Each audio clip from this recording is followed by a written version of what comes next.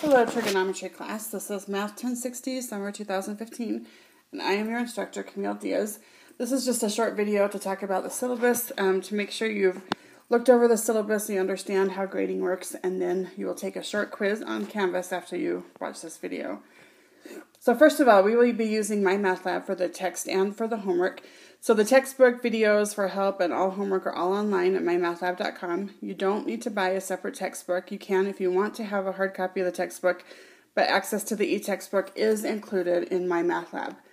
So to register for MyMathLab, here's what you'll need to do is here's the instructions, and this is also included in one of the course documents I emailed to you. But if you go to Pearson, MyMathLab, and Mastering.com and click Student and then register with this course ID, DS91712, you should be able to create an account if you don't already have one, or sign in with your existing Pearson account if you've used MyMathLab before, and then enter this course to be able to do all the homework. You can use a code that came with your textbook. If you bought a brand new textbook, it should come with the code that includes MyMathLab. You can purchase the code separately right through mymathlab.com right there. That's probably the cheapest way to do it, unless you already have a code sitting around from somewhere else.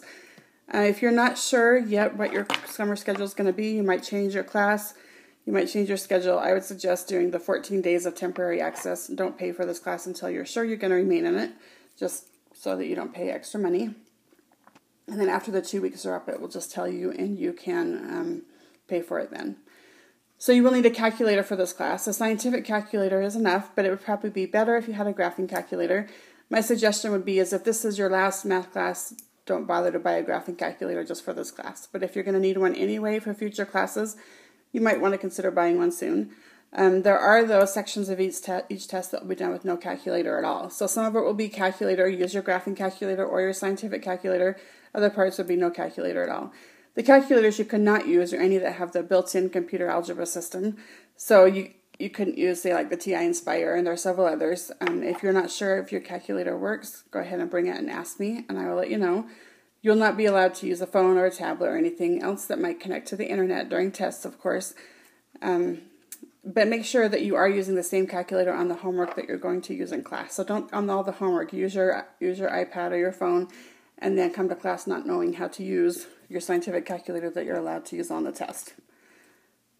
Okay, so grades. So the 100% altogether, this is how the grade breakdown goes. The homework is worth 10% of your grade.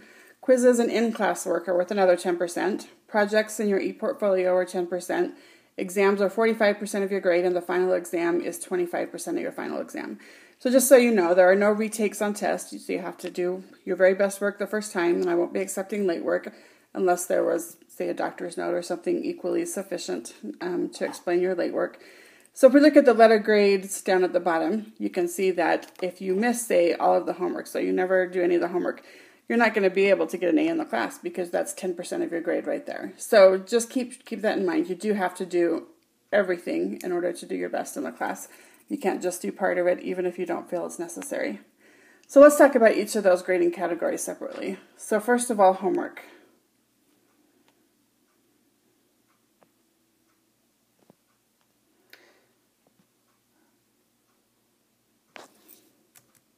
So homework, which is worth 10% of your grade, all the homework will be done online through MyMathLab. Let's see if we can get back to it. There we go. Will be assigned the day we cover that section in class. So if we cover a section in class on Wednesday, it is assigned that day. No, it's not actually due until Sunday night because sometimes there are computer issues or other issues that you can't get to it right away.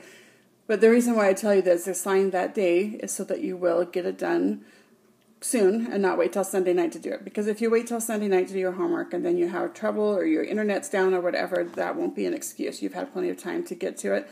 So please start on your homework before Sunday night. Another reason to start it before Sunday night is if you have trouble and you try to email me, I'm not very likely to be checking my email on a Sunday evening, so you might not get the help that you need. So do the homework sooner in the week, but it is not actually due till Sunday night because I know that things do come up. So quizzes and in-class work, that's another 10% of your grade.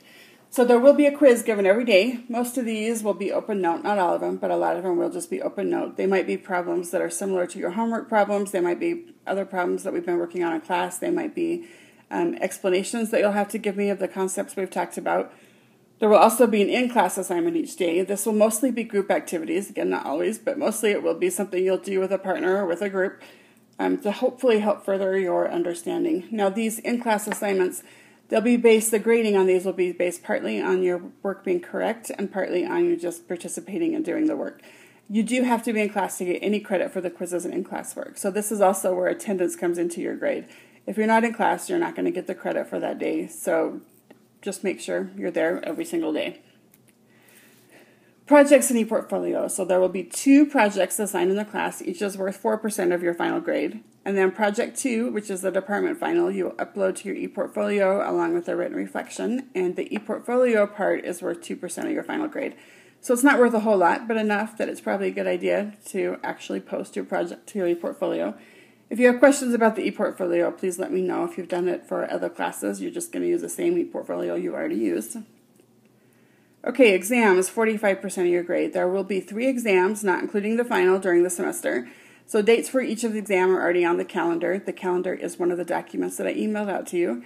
We will be reviewing in class the day before each exam and answering any questions you might have before we actually get to the exam. And then the final exam, worth the last 25% of your grade. So the final exam is a department-wide exam, so it means that all the 1060 students take the same exam this summer. Yours will be the last day of class, so Wednesday, August 5th at 5:30 p.m. And just the department policy, you have to score at least 60% on the final, regardless of what your overall grade is in the class, or you cannot pass the class. So if you were to score, say, a 55% on the final, but you did really well on everything else, and your overall score in the class day was 73%, you still are just going to get a D in the class. You have to score at least 60% on the final in order to pass the class at all. And again, just so you can see what the letter grades look like, just pretty typical for most classes, I think, across campus. Between 90 and 100 is an A, between 80 and 90 is a B, etc. So if you want to, of course, get at least a C, which most of you need to get a C in order to move on to the next math class, you have to get at least 73%. So every little bit counts, so please make sure you're doing everything in the class. Make sure you're showing up for class so you can do the classwork and the quizzes. Make sure you're doing the projects. Make sure you're doing all of the homework and studying for the exams, and you should be great. So I'm looking forward to meeting you all on Wednesday. If you have any questions before then, please email me, and I will talk to you later.